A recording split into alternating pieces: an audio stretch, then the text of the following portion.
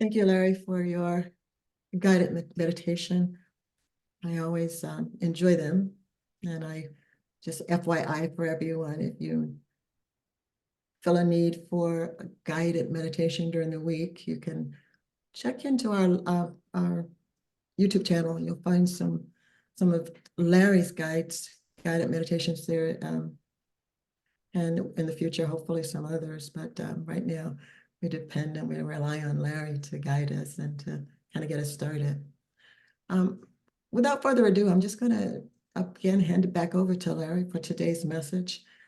He's usually a man of mystery, or mysticism, sometimes I want to say, because you just never know what has been downloaded to him and what he's going to share with us. So I'm grateful for the opportunity to collaborate with Larry, to join with Larry, and to do some projects. Looking forward to some more in the future.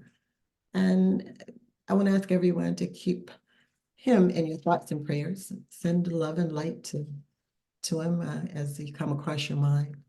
I always say that when people come across your mind, it's a message from source letting you know that that person, could use a little bit of your love and light. So whenever that happens, do that. In fact, do that for any and everyone. But without further ado, our messenger for today, my friend, and hopefully yours to be, Larry Blomberg, Reverend Larry. Thank you, Jean.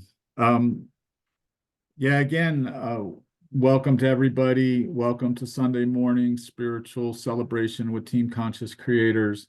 I did once again ask Jean for the honor of speaking, and in honor of her and any mom and all moms.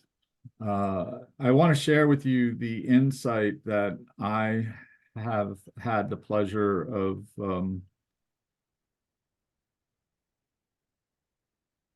again, there's been a few women in my life that have led me, have guided me. The churches and the organizations that I have been with in my past have all been led by women. And now the Team Conscious Creators, Jean invited me in a couple years after, she invited me in sooner. We did a couple things, but after a few years of her doing it, now, she's invited me and I've accepted to participate. And the thing that the three women in particular have in common is that ability to just meet people with joy, that ability to just say hello, and not, let me put it this way. In the past, it's been two people from churches. And a lot of times when you go to church, there's those that'll meet you at the door and say, "Oh, we missed you," which to me was always code for, "Where have you been?" And so I had two lead ministers who always just greeted me with just, "Hey, how you doing?" And Jean is that type of person as well. In starting this talk, I want to also know that, it was pointed out to me years ago when I was in ministerial school, a lot of churches like to use the word family. A lot of organizations, the organization I work for now likes to use the word family. And I often joke, you've heard the term, not all families are functional, but all families function, right? So not everybody has, a super great relationship with moms, but we do have that ideal or those times where moms have stepped up. And so little note that I wrote down last night that not all relationships with mom are great, but they can be good. And my mentor in hypnosis, Steve Parkhill, defined love as looking for good in everything. And so we inherently love our moms, our mothers. Not all relationships with mom might be healthy. I was fortunate enough to have somebody share with me that they just got done visiting with their mom and they had a great weekend, and all they were afraid of was that because of the strains, struggles, and challenges that their mom had, their biggest fear was it was going to resort back to that dysfunctional. So she lived in that fear. So not all relationships with mom may be healthy at all times, but they can be loving. And we do that by looking for the good in all things. I want to share some writing that I did before I get into kind of a biblical connection between moms and their superpowers, uh, their divine superpowers, you know. So this was a message that I had for my wife a few years back, a little poem, and a short poem followed by a longer poem. So please indulge me, if you will, and see if this is something that rings true for you, especially, well, for me, it is to my wife, who I get to see as a super mom each and every day. So to me, she's wife. To others, she's life. She's mom, dance mom, baseball mom, grandmom. She is whatever she needs to be. Super mom, super wife, loving and creating a super life. And then I wrote in the form of a letter. Thank you, dear one, from the bottom of my heart and from the depths of my soul, for what you have done is beyond reaching goals. You score points every day by doing it your way with the purest intentions, not looking for mentions. Without you in my life, there would only be strife. It will get better, you say. Breathe to live another day. So we go beyond living because of your giving. We see life as more, trusting more is in store. You teach us to live, to give and to give. Because of your love, we know heaven is above. Also right here and right now, you show us how to go above and beyond to infinity and you know the rest. Bottom line, you're the best and we love you more than words can tell. You are our river. You rock our soul. And so what I really wanted to share with you, there's a line that I use in that top poem there. She is whatever she needs to be. And this is where I want to bring in the divine and some of the biblical messages from Exodus and from the message that Moses received at the burning bush. Although it's a very patriarchal story, please put whatever you hear as he into she. If I do any readings, recording in progress. Prefer not, no, that was a message of the time, right? Like it was a patriarchal society. The relationship that Jesus had with the Creator was similar to those of the Father. I imagine Jesus as a shepherd, not necessarily a carpenter, although there did have carpentry skills in the family. There was more of a shepherding relationship, at least according to my teacher and some of the I don't want to go too deep into it here, but more of the stories are not necessarily about carpentry, but they're more about being in the fields. They're more about being out. And so sons in those days went out and left the village, went out to care for the sheep or the herd, the goats, the cows, whatever it is that they were herding and care of, the caregivers of, and they learned and they sat and they talked, right, with their fathers.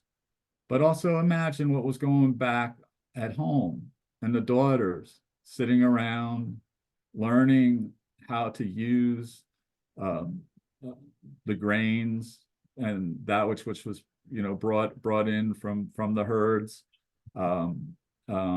using the resources to make tents to make clothes, and so on. And imagine the same conversations, I believe, were going on in with the moms. So anyway, if we look at, let's take a look at the chapter 3 of Exodus as we do this. And first of all, know that the messages received by Moses it went to the mountain of God, right? Which is always a high place, a place of sacred, which would eventually possibly become sacred shrines and so forth. The other idea that I want to bring in before I get to the actual words spoken was to mention that so much of the Bible is allegorical, and that the messages were shared from visions. So Moses in a vision saw a burning bush, and I'm reading from Rocco Errico and George Lambsa's book called Aramaic Light on Exodus through Deuteronomy. So again, as a background, George Lambsa translated the entire Bible from the Aramaic into English in the 1950s, 1960s. So he brought it into the modern times directly, bypassed any translations that went from Hebrew or Aramaic into Greek, into Latin, into English, into another version, so it's very pure translation. And Dr. Lambsa grew up in that area of Kurdistan, I believe, the area, the Golden Crescent area in the high mountains, so that his tribe of his village was not impacted by the missionaries until much later. So the traditions and the stories were handed down.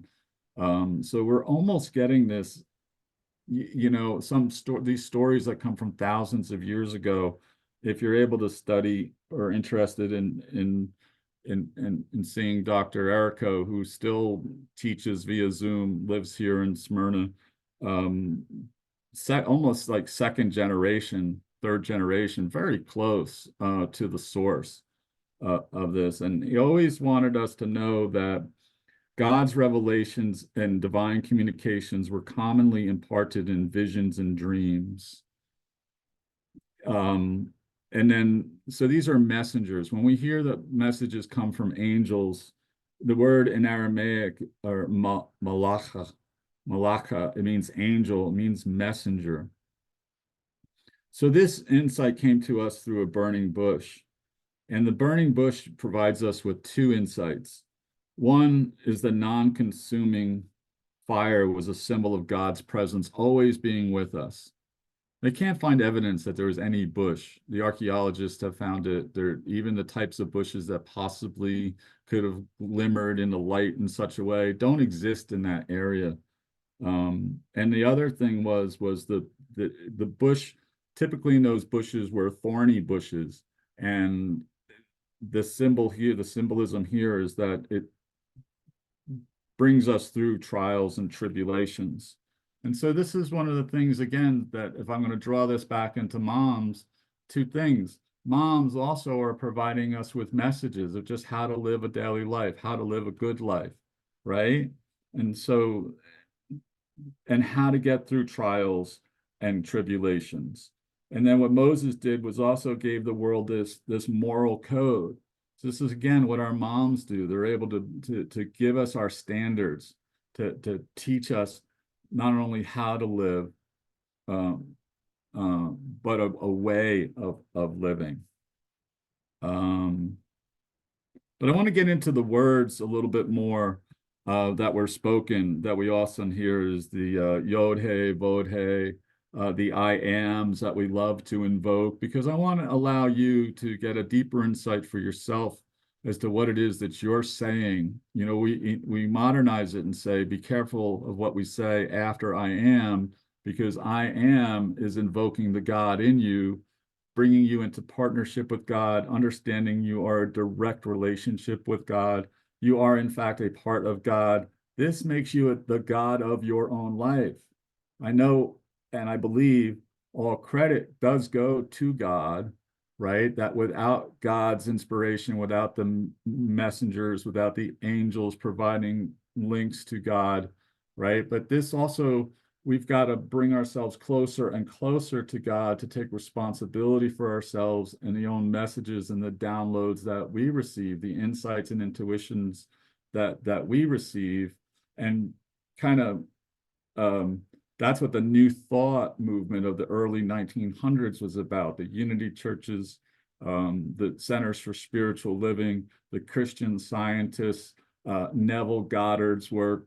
People like this were saying, we can go directly to God. This is what the Gnostics were doing. And it is said that that is one of the most profound messages of Jesus, is that we have a direct, by calling him Father, by calling him Mother, because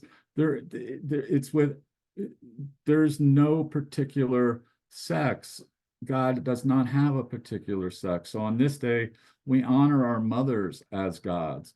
I would love for you, men and women included, to just take that feminine power, the divine, if you're into the Hindu chants, the Sanskrit chants, look at the Gayatri mantra. The ode to the Divine Mother is just so profound. And we have masculine and feminine in all of us. So embrace that feminine, peaceful strength to be one with God, to be God of your own creation in your own life. But again, this in Exodus 3:12, the subtitle in the book is Divine Protection. And I'm going to quote from George in his book used the King James Version as the quote, not his own Bible, interestingly enough. And there will be subtle differences, but for time's sake and so forth, I'm going to read you what the quote that we're most familiar with if we're in this King James, and because that's what's in the book in front of me. Under the category of divine protection, it's written in King James, and he said, certainly I will be with thee. Or put this in the phrase of moms now here, okay? For Mother's Day. I will be with thee, she said. And this shall be a token unto thee, that I have sent thee. When thou hast brought forth the people of Egypt, ye shall serve God upon this mountain.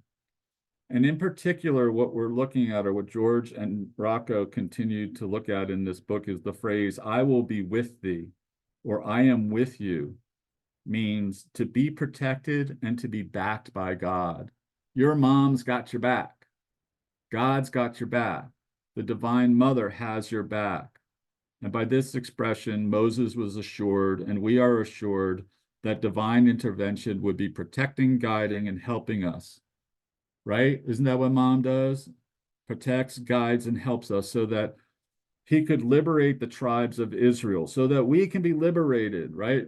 Jean Neville Goddard says that we will live all parts of the Bible, that these are allegories for us in our life, that there's something that we need to be liberated from, that we'll liberate the tribes of Israel out of Egyptian bondage and bring them to the mountain of divine revelation. Interestingly, the opening word of the above phrase in Hebrew is esh, ehye, E-H-Y-E-A. In Aramaic, ehwe, means I will be. The verb comes as a precursor for the revelation of God's name coming in verse 14, which is what we'll get to for the name Yahweh in Exodus 6:3, which comes later, right? But in Exodus 3:14, God said unto Moses, I am that I am, again from the King James Version, and he said, thus shalt thou say unto the children of Israel, I am hath sent me unto you. I am that I am, and I am sent me unto you. I want to see it quickly. And God's, and so here I will go to the version from the Aramaic by George Lamza. Verse 14 of chapter 3 in Exodus says, and God said to Moses, and interestingly, George goes directly to the English printing of Aramaic. I am Ahia Ashar High. That is the living God. I am the living God is the Aramaic translation. So when we say I am the living God about to do whatever it is that I have set my goals on, right? It's saying, and he said, thus you shall say to the children of Israel, Ahia has sent me to you. So Ahe Esh Asher, sorry, not, it's evading me today. Ahe Asher Ahe means I am who I am, or I am who I will be. Who I will be.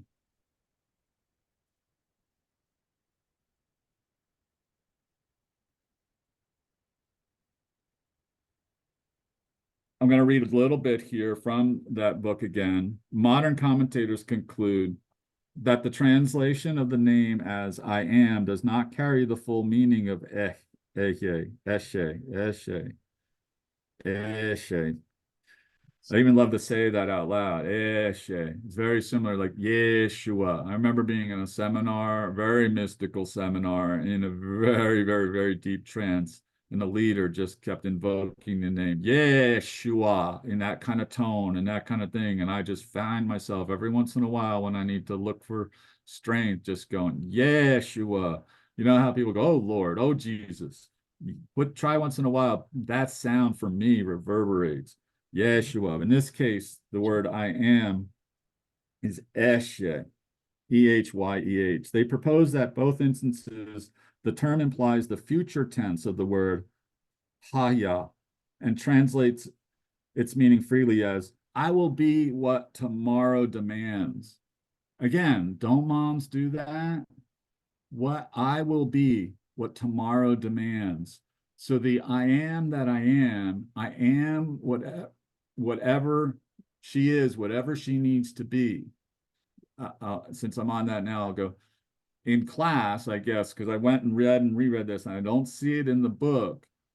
Dr. Erico shared with us that another translation is, and this is really the depth or the meaning of this talk, and the meaning of the superpowers that mom have, is that he said to us another translation, and he would take like George's work and he'd give other translations if you get into reading any of his stuff. The story of creation, rewriting, that is just profound. But anyway, the translation that I love, and I love this one because I'm rereading it, I will be whatever tomorrow demands. Because don't we live in fear of tomorrow so much? Doesn't that take us out of the present moment so often? But again, the ahe, eshe, I'm even forgetting what it is right now. Ahe, asher, ahe, I am that I am, also means I am whatever tomorrow demands. So if we are in fear of the future, living in the past, we can just get back into that I am, knowing that coming into the present moment centers and grounds us similarly as does the breath, so that we have the power to be in the present moment, to know that what do we need to do right now to impact and create a quote unquote better tomorrow. So the moms have that ability as well. In other words, the God of Israel is totally free and unconfined by any parameters that the human mind, conditions, or circumstances may present. The inference is that the divine is capable of handling any situation and becoming, we are capable of becoming whatever is needed. There are others who also interpret these words as, I will be who I will be. It is explained, he who is essentially unnameable, God is unnameable, inexplicable, and indescribable. Again, moms are that way as well. When they're at their best, when you allow them to stand up, step up, and support you, the things that they can do are inexplicable and indescribable. In the Jewish writings of the Midrash, the following is suggested. While God is called by many names, he is what he is by virtue of his deeds. Mom is what she is by virtue of her deeds. That is to say, you cannot really know them until you experience them in your lives.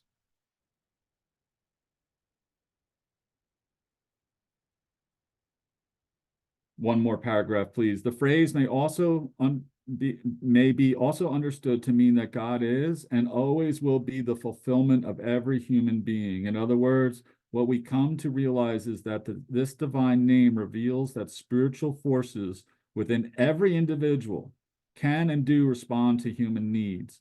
God, Mom, the God in Mom, the God in all of us, as infinite, loving, intelligent presence in the human family is and always will be whatever is needed of it. So that don't know if I got to that point, what was said by Dr. Erico in class, but the translation that I love to go back to is, I am whatever you need me to be. And to me, that's what moms are. Whatever we need them to be, they seem to be there for us. And I will conclude with that. And again, say thank you. Jean, I love you. Moms, I love all of you, especially you young moms. Know that you have that ability to be whatever you need to be now and in the future as well. And that all things that you have done have brought you here and empowered you with insights and confidence to continue to be whatever it is that you need to be in the present moment. Thank you. Thank you so very much, Larry, for that message. Spoken like an educator. I love it. I love your lessons. I love it when your lessons, your messages, when your messages become lessons. And that was, I'm gonna try to get hold of George Lindsay. If you will put the name of his the correct spelling of his name in the chat box, I want to make sure that I look up some of his writings and some of his work, because you know, when I receive downloads and I'm expressing messages and sharing what I get there, sometimes they're way up, on a spiritual level, and you have an awesome way of bringing it down to our logic minds, because we know that in reality and truth, our relationship with spirit, that relationship with God, with source, it is definitely a spiritual relationship. And in order sometimes for us as human beings, we want to make sense out of things that sometimes are just not, we can't. But I love it. I appreciate the opportunity whenever possible to use my logic. I can't help it. I'm an air sign. To use my logic to help me as a human, as a physical being in the third dimension, to understand the relationship between the two. And you do a great job with that. I appreciate it. I appreciate that. Thank you. Okay, and thank you for the message and for being with us this morning and for having that back pocket today. Hope you got some more in the back pocket, buddy. Yeah. Yeah, one of the things that you said, and I wrote it down. I always like to start off with a thought for the week and a word, but I was gonna leave that alone because it was your day to deliver the message. But something you said right up front, I said, not all relationships are great, but they can be good. Not all relationships are healthy, but they can be loving. And I think that that's a thought that each one of us would benefit from understanding and appreciating. I know, we throw around family and we throw around the words friends and families and communities, and I belong here and I belong there. But the bottom line is understanding that, yeah, we are one. We are connected. We all are connected. We cannot not be connected because we're one with God, one with Father, one with Source.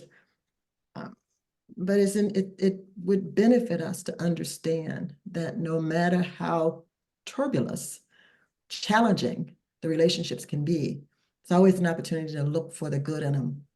Look for the good in them. Look. Yeah. I'm telling you, sometimes you have to look. And you'd be patient in that, in your seeking. Because I promise you, if you look long enough, maybe from a distance sometimes, you'll find God, you'll find source in absolutely everyone that we meet. Thank you so much for today's message.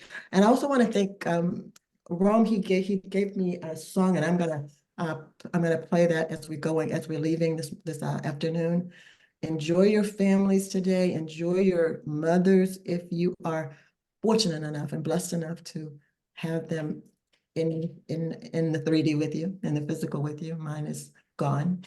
But if you do, just love on them, appreciate them, and even if they're transition, love on them and love them, because the spirit of mom never, ever, ever goes away. I think Larry demonstrated that in his lesson today. It's always there. That superhero, the spirit of the superhero, is the next best thing, in my opinion, to God, to Father, to Source. So without further ado, I'm going to leave it at that. And my last words always manifest best. So whatever you do, make sure that you are bringing in to your existence, into your reality, into your experience, the best.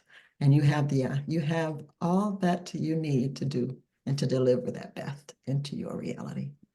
And without further ado, I'm going to say, have a great afternoon and enjoy a great week. I'll hopefully see you back here on next Sunday. And until then, I'm going to share my screen with you a little bit. Stop recording, share the screen, and go out with the Celine Dion Mama. And thank you so very much for sharing that with us today, Ron. Have a great day.